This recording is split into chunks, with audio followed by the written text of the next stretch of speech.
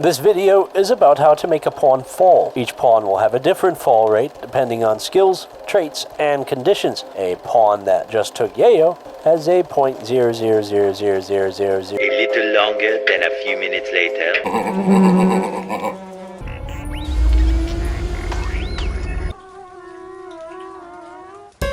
However, you can make him fall from blood loss, although that normally means death for that pawn, not the point of this video. Now, if a pawn, including yours, is stoned on Smokeweave, they have a minus 30% consciousness and a minus 10% moving. If a pawn's consciousness drops to 0%, they die. If consciousness drops below 50% to 70%, they get down. So I guess this video is about consciousness levels. The following is straight from the Rim Wiki. I will explain after we talk about it. Consciousness is mainly affected by the following factors. Blood pumping, 20% importance, no allowed defect, 100% max. Breathing, 20% importance, no allowed defect, 100% max. Blood filtration, 10% importance, no allowed defect, 100% max. Brain part efficiency, 100% importance, no allowed defect, no max, effectively 100%. Pain. The pain offset can be calculated as follows. If pain percent is greater to or equal to 10%, then minus 0%. Else, pain minus 0.1, 2.5. Oh, it's a bunch of math. Just put it on the screen. Whoever's editing today, put this crap on the screen. It's a mess. Now, if you are like me, and when I first read this, I was like, what? Yeah, that's what I said. I said, what? Yeah, that's right, guys. I was like, what? And you don't worry. Our great team spent hours, if not days, trying to understand this for you. While I was off playing Stronghold Crusaders 2. You can't say that I was doing that. Water's the one that wrote this script, and he was off playing Stronghold Crusaders 2. And then I joined his game, and I kicked his butt, because I'm good at Stronghold Crusaders 2. That's right. Challenge me. I'll win. Anyways, let's split this into parts. It's easy to understand when you take out all the weird math and calculations. Blood pumping and blood filtration means how well your blood is flowing throughout your body. For his neutral special, he wields a gun.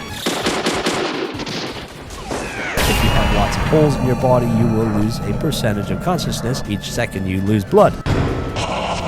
Now, for blood filtration, it's a bit harder to understand, but in a nutshell, or in simpler terms, the following factors affect blood filtrations. Damn, that is pretty good! Your kidneys, your liver, food poisoning. Blood filtration affects consciousness and immunity gain speed.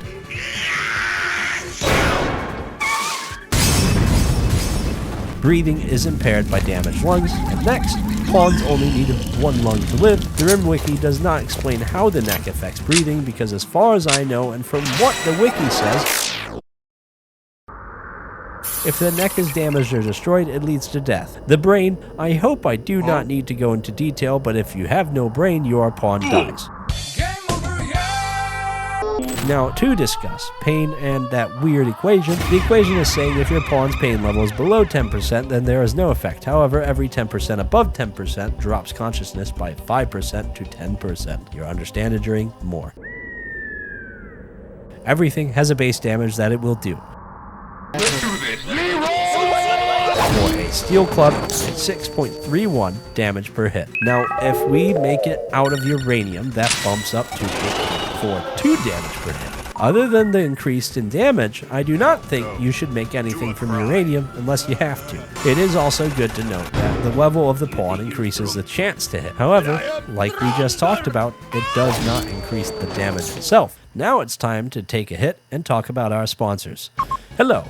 First off, if this video gets 5k likes, I will swim in the ocean. Now to the real top. Our Patreon supplies you with great food, early videos, and a special role on our Discord. Thinking about it, our YouTube membership also gives you the same thing. Our Discord, though, it is full of great fans, funny memes, and our very own Rimworld server using a mod that I commissioned. We just started Season 1, and we have a great mod list. Sharing your bases on the Discord server might allow us to show it off. I want to say thank you to all who support us and everyone that helps us make these videos. You're all wonderful people. Let's get back to it though. Blunt weapons. The easiest way to down a pawn. All you need is a blunt melee weapon. There is a small list, but they are club, breach axe, mace, woodblock, beer. Wait, beer is a weapon? Who let Doe write the script again? If you have any DLCs, the list also includes Eltec Staff, Warhammer, Zeus Hammer, Persona Zeus Hammer. This is all about dealing pain. That is about it. Alright, so now we get to the box. This one is simple to make and fun to do. In order for this one to work, you need to build a box, one way in, one way out. Well, really, there will only be one. No, there will be no way out. So for this one, you want to build a box and lure the enemies into said box. Then you wall up the entrance, and using granite would be best as it has one of the highest HP. I do suggest you build more than one layer of walls. 3 or 4 layers should do, and then you wait. It may take a few days and 1 or 2 broken walls, but you just want to keep the raiders inside until they starve and fall. Or if you are playing on an ice sheet, you can just wait for the first bite to take them, although this does make you waste medicine. This one is better with mods. It's the hand-to-hand combat method. However, in vanilla it works just fine, kind of like blunt. It's all about hitting your enemies down. Unlike blunt weapons, that are weapons, you have an almost 0% chance to kill the enemy pawns. This does take some time to do, and the higher the melee skill, the better, because we all know raiders won't fight fair. Having your best armor will also make sure your pawns stay alive. Alright, next up, number 4. This one, you want to wait until you have guests arrive at your base. This can happen with mods or through base game, events, missions. Yep, you just arrest your guests.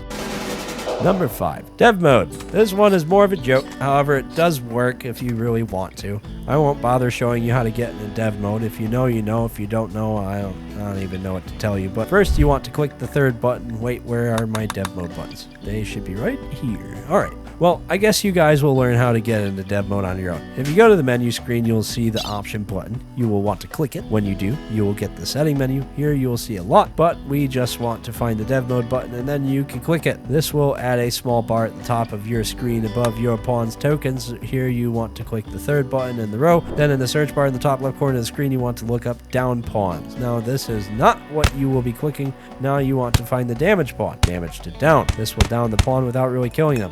Now this is cheating, but when you're playing with Randy, sometimes that is what you need to do. If you're just playing casually or something, or you're testing things or trying out mods and you want to see how things work, it's a good way to test things out and get that done. But let's get back onto the legitimate ways to do things, because this is pretty lame. For this next one, it's the smoke leaf trap. You want to build the box again, roof over it, and set up an auto bomb in the corner. Yep, then you wait for the pawn to get stoned and breach the room with blunt weapons. Man, this is where the clubs come in handy, because even if the raiders have guns, they will be too stoned to hit you. And also, it will only take a few hits to down the raiders. There is an issue with this, though. Even though their consciousness is lowered by the smoke leaf, their pain tolerance is higher. So there's a slightly higher chance that you'll beat them to death because they won't know that they're in so much pain. Now, next up is the low-tech level weapons. This one is about putting the pain on your enemies. Have you ever wondered why tribes and medieval factions are so huge? Well, that is because they have weapons that don't always kill. Now, granted, they do kill, and they are good at doing so in large numbers, but if you mix in some bows or crossbows into your gunfire, you could save some of those enemies for the meats. I mean, labor. Yes, labor. We're not eating people. And for this next one, you want to build a ring of pillars around your base, about 6 to 9 blocks apart, then build a roof over them. When raiders come, break the pillars and watch the roof fall down. Now this works best the more roof space you have. It will not down every pawn and just might damage a few of them, but it softens up the raiders that attempt to attack. Yes. The heated Killbox. This one is another box style building. You want to build a room over a steam geyser or place heaters behind vents. Set the heaters to like 120, 140. The higher the temp, the faster the pawns will fall. However, if you are using heaters, that will be a lot of power. You then wait for a raid. Lead them into the hotbox and wait for them to fall. This might take a few hours, so sit back and enjoy the new stronghold. And number 10, these are different events that cause pawns to drop or enter your map tile. A small list is like a transport pod crash, wanderer joins, wild man, woman wanders in, visitors, traveler visit. With any of these events, you can arrest or capture the pawns involved. And of course, for the extra tidbit, my Noobert favorite way of doing things, bleeding damage usually will get pawns to collapse eventually. You can just shoot someone from afar and then let them chase you around for a while until they fall down is like the best way to get captured pawns. That's the way I do it. I don't really use many of these other methods, but they are your options. But just shooting someone and kiting them away, that'll definitely do it. I'd like to thank all the patrons that support this channel, help us make videos like this one possible. This one's kind of out there. It's pretty different. One of our writers really wanted to cover this topic, and we let him go for it. It's an interesting video. I hope you guys all like it. Give it a like if you guys like it. We'll let them run wild more often, and we'll see you guys in the next video.